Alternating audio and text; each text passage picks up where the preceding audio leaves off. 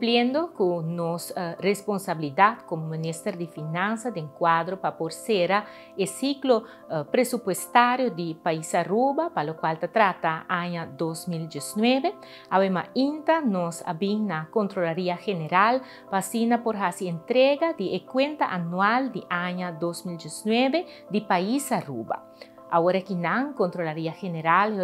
lo toma tiempo para por hacer trabajo para mirar si el fondo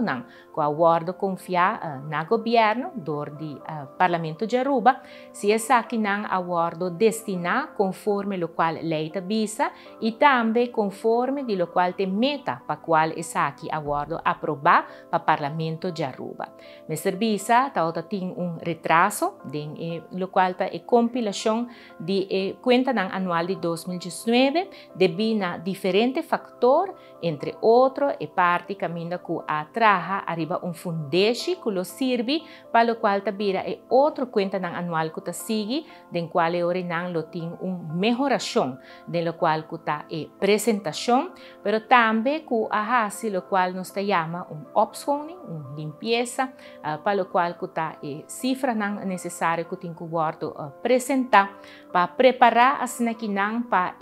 cuenta anual também de País Aruba por haya, lo cual é certificação necessário.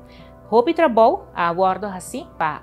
nos portar para aqui na Controlaria General, tem hope trabalho que lo sigue e mais que claro nos quer agradecer o time do Departamento de Finanças e também CAD que a percorrer para o trabalho aqui por aqui da finalizar, mas também toda gente que de uma forma ou outra está envolvida no qual está o manejo financeiro do País Aruba. Ano 2019, nós por mirar o cambio que tem de lo qual está manejo financeiro de nosso país, na onda que bota mira e parte, caminha com déficit pouco a pouco, está vira surplus e mais que claro, essa aqui está vira bom fundeixe, para o qual que agora que depois da pandemia seguro, está vira presupuesto que tem, lo qual que está surplus. Pois com gratitude,